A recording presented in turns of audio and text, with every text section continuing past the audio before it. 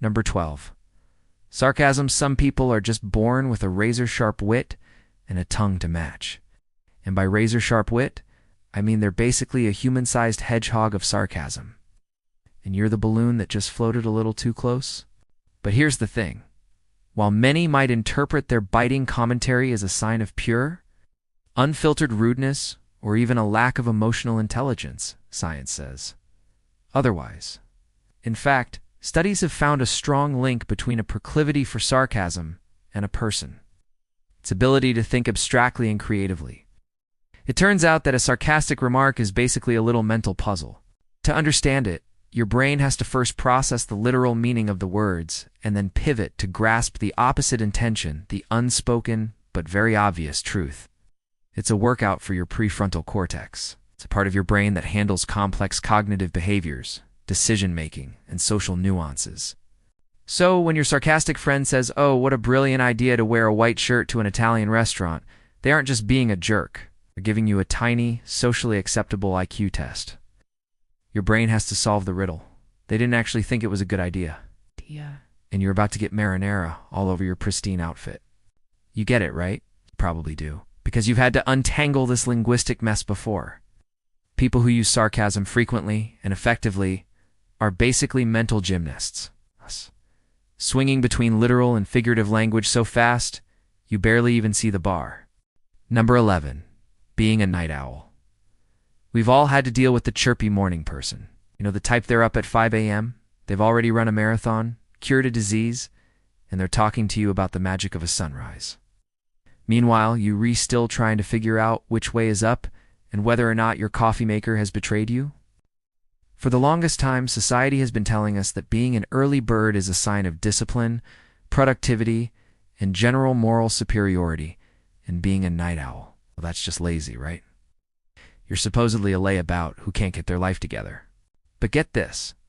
Studies from the London School of Economics and Political Science have shown that night owls actually tend to have higher IQ scores and are more likely to be creative. Divergent thinkers. The theory goes that in our evolutionary past, staying up later was a sign of adaptability. While all the other cave people were sleeping soundly, you were still up, probably innovating. In learning new things, or at the very least, keeping an eye out for any prehistoric monsters. Your brain learned that the night was a time for problem solving, not just sleep. So, the next time someone tries to shame you for hitting the snooze button 3 times and not functioning until noon, you can confidently tell them you're simply running on a more evolved operating system. You're not lazy. You're just a late-night genius who thinks the world's most interesting work happens after dark. You're a nocturnal brainiac, basically. Number 10. Making dumb mistakes. You've just spent a solid hour doing some super complex math, balancing your budget, or writing a perfect line of code. You're feeling like a total genius. Then you try to put a round lid on a square container. Or you walk into a room and completely forget why you went there in the first place. You find yourself standing there, staring into the abyss of your own brain's malfunction. It's a classic case of what psychologists call absent-mindedness. And while the common reaction is to smack your forehead and think, "Wow, I must be an absolute idiot," it's often a sign that your brain is just too busy to sweat the small stuff. This type of mental hiccup isn't a sign of low intelligence. It's a byproduct of high-level cognitive engagement. When your brain is wrapped up in solving a difficult problem or, just trying to navigate the complexities of life, it delegates the simple, routine tasks to autopilot. But sometimes, autopilot your brain is essentially so consumed with the deep, important work it's doing that it forgets to file the memo about where you left your keys. Studies have shown that highly intelligent people are more prone to these kinds of stupid mistakes because their minds are often operating on a higher plane. It's busy with abstract thought, problem solving, and daydreaming. So, the next time you pour milk on your cereal bowl before you pour the cereal, just remember, it's not a sign of stupidity.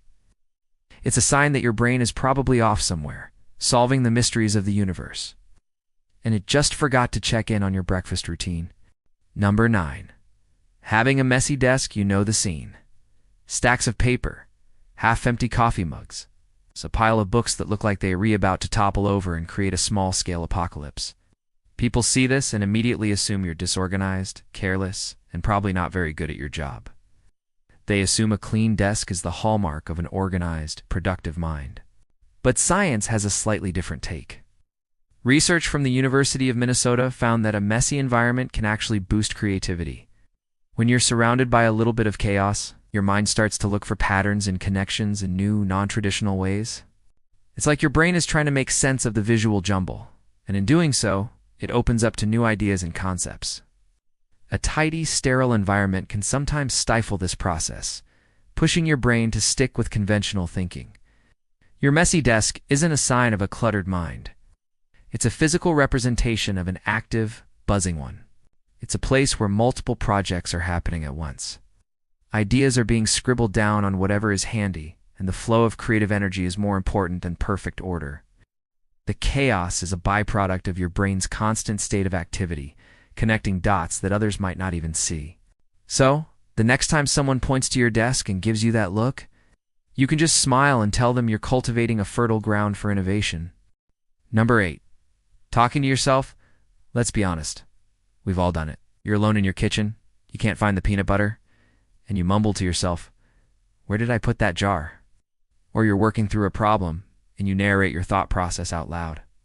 To an outsider, it might sound like you've completely lost your mind, like you're one step away from having a full-blown conversation with a sock puppet. But this behavior, far from being a sign of mental instability, is actually a pretty smart cognitive tool. Studies show that verbalizing your thoughts can help you focus, clarify ideas, and solve problems more effectively. When you talk to yourself, you're essentially creating a closed feedback loop. You're giving your brain a second chance to hear the information, reinforcing the neural pathways associated with that thought. It's like proofreading your own thoughts out loud. It helps you catch errors in your logic and solidify your understanding of a concept. You're not just thinking. You're externalizing your inner monologue, giving it a physical presence that makes it easier to manipulate and analyze. So the next time you having an animated discussion with yourself in the grocery store aisle about the merits of organic kale, don't worry about who's watching. You're not crazy. You're just a high-level thinker who has decided to use all the tools at their disposal, including their own voice, to get the job done. Number 7. Fidgeting. The constant tapping of a foot, the clicking of a pen, the endless bouncing of a leg. If you've ever done any of these things in a meeting or a classroom, you've probably been on the receiving end of a few annoyed glances. People often see fidgeting as a sign of nervousness, boredom, or a lack of focus. They assume you're not paying attention, but the truth is often the exact opposite. For many people, fidgeting is a physical outlet that helps them concentrate. When your brain is taking in a ton of information, it can sometimes get overstimulated. The simple, repetitive motion of a fidget helps to regulate that extra energy. It gives your body something to do, so your mind is free to focus on the task at hand. It's a form of self-regulation. Fidgeting can actually increase your blood flow to the brain, which in turn can sharpen your cognitive functions and improve your memory. It's like a little background task your body runs to keep your brain from getting overwhelmed. So, the next time you see someone mindlessly doodling during a lecture, don't assume they're checked out. They might just be using a secret neurological hack to make sure they're reabsorbing every single word. They're not distracted. They're just using a different part of their body to help their mind stay on track. Number 6. Daydreaming. We've all been there, staring out a window. It's lost in a world of our own making, completely oblivious to the real world around us. A teacher or boss might have seen this and thought, this person is not paying attention. They're lazy. They're unfocused. But those people, with all due respect, are operating on some severely outdated assumptions.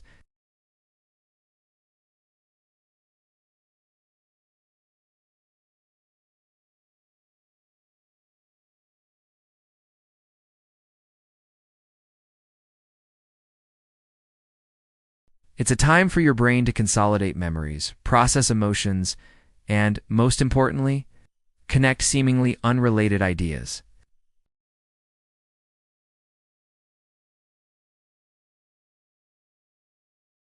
Some of history's greatest discoveries and inventions have been the result of people just letting their minds wander. Isaac Newton didn't solve the problem of gravity by staring at a textbook.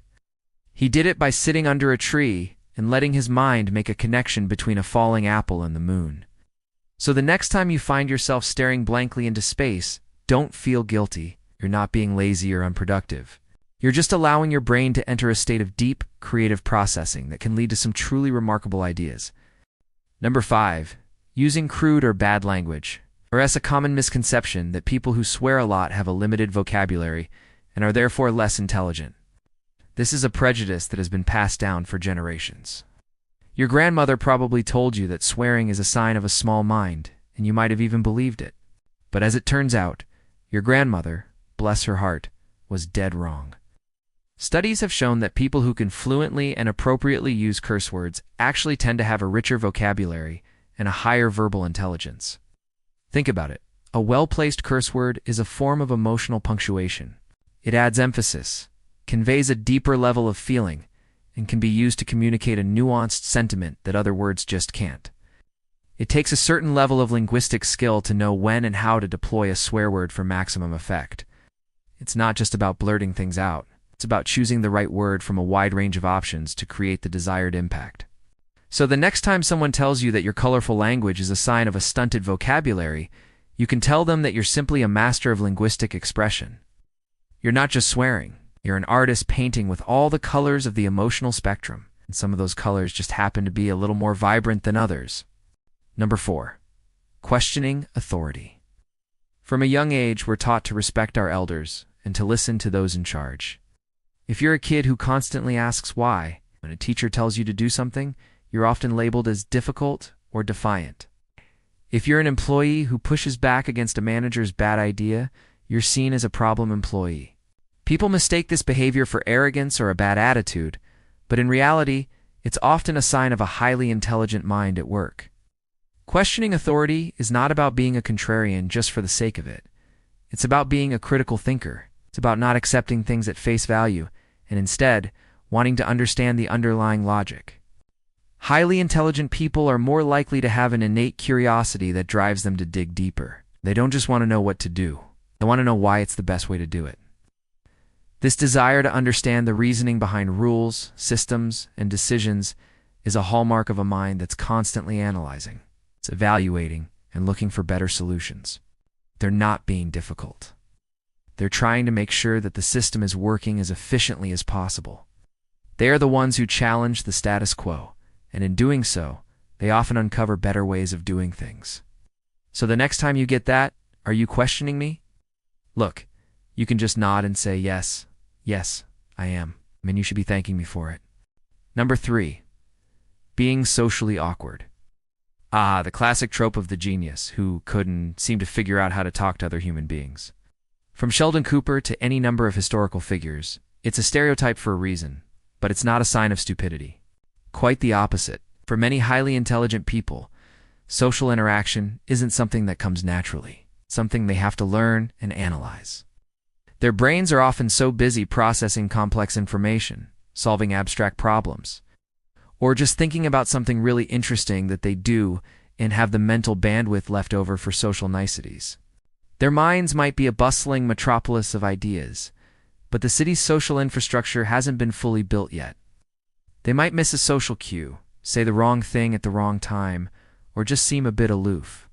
This isn't because they're stupid. It's because they're operating on a different wavelength. They might be thinking about the implications of quantum physics while you're talking about the weather. They're so deeply immersed in their own world of thought that they sometimes forget. It's a whole other world with its own set of rules. So the next time you meet someone who seems a little bit socially awkward, don't dismiss them. They might not be able to navigate a cocktail party with ease, but they might be able to solve a problem that nobody else can. Number 2. Procrastinating. You've got a big project due, a looming deadline, and all the time in the world to get it done. But what do? You don't start it. You clean your house. You organize your sock drawer. You spend an entire afternoon scrolling through videos of cats playing the piano.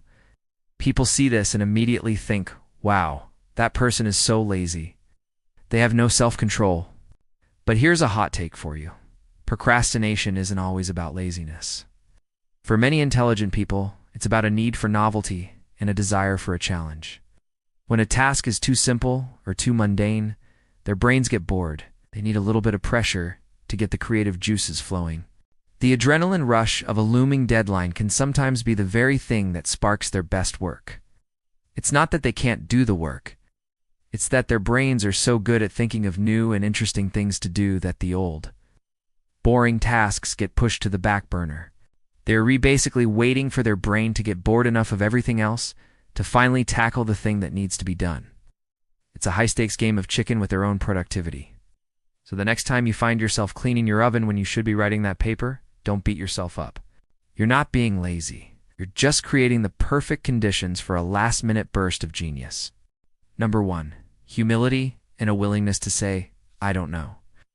This one might seem counterintuitive, but think about it. Who's the most likely person to answer a question they don't know the answer to? It's often the person who's overconfident, who's more concerned with appearing smart than they are with actually being right. They'll just spout some half-baked theory and hope it sticks. But a truly intelligent person, they know the vastness of what they don't know. They are more aware of the limits of their own knowledge and are not afraid to admit it. They understand that saying I don't know is not a sign of ignorance. It's a sign of intellectual honesty. It's an admission that the world is a complex place and that nobody has all the answers.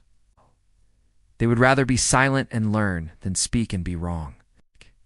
This kind of humility is a quiet confidence.